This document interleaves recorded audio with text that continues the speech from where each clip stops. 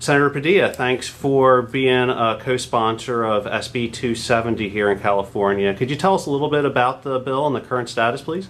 Absolutely. Well, I think, frankly, we're closer than we've ever been in introducing phase out of single-use plastic bags here in the state of California, with the goal being not just phasing out plastic bags in California, but demonstrating that policy leadership for the rest of the nation to follow. We believe we have the support in the state Senate, the votes necessary to pass this bill. The work this year has been primarily in the state assembly. In the month of August, we'll know if our bill will come to a vote on the floor of the state assembly. We feel optimistic, but if previous years are any indicator, we can't take anything for granted. So we've got to call and work every single member of the state assembly, trying to get the votes necessary to move that bill out of the legislature and onto the governor. Right. I understand the legislative session for 2014 ends at the end of August, right before Labor Day. What can people do to help pass SB 270? So yes, time is of the essence. The legislature's final weeks are in the month of August. With or without the passage of this bill, the legislature will adjourn prior to Labor Day.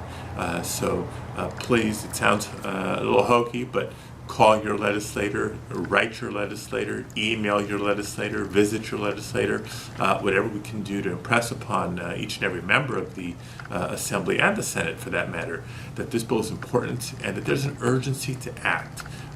Will go a long way in helping sure that we have the support we need to move this bill onto the governor's desk.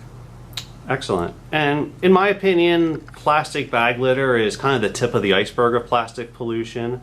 But SB 270 and reusable bag ordinances and checkout bag bills are essential because it starts to address the problem. Why is plastic pollution important to you? I think plastic pollution is important to me for a number of reasons. I mean, if you look to my early career in politics, and even before I ever ran for office, my early years as a young activist with my parents, whether it's fighting against the impact of landfills in underserved communities like the one I grew up in, to just caring about the environment. I think for many years the debate about the impact of plastic bags was strictly a save the whales kind of issue, protecting litter along the coastline and being aware of the impact on marine life, and that is absolutely important. But the real impact of plastic bags stretches far beyond the coastline. It impacts urban neighborhoods, and as I said in an interview recently, a plastic bag flying in the Yosemite Valley is just as harmful and hurtful as the bits of plastic floating in the Pacific Ocean. So it's an issue that really affects each and every one of us, and will take a collective effort to reverse.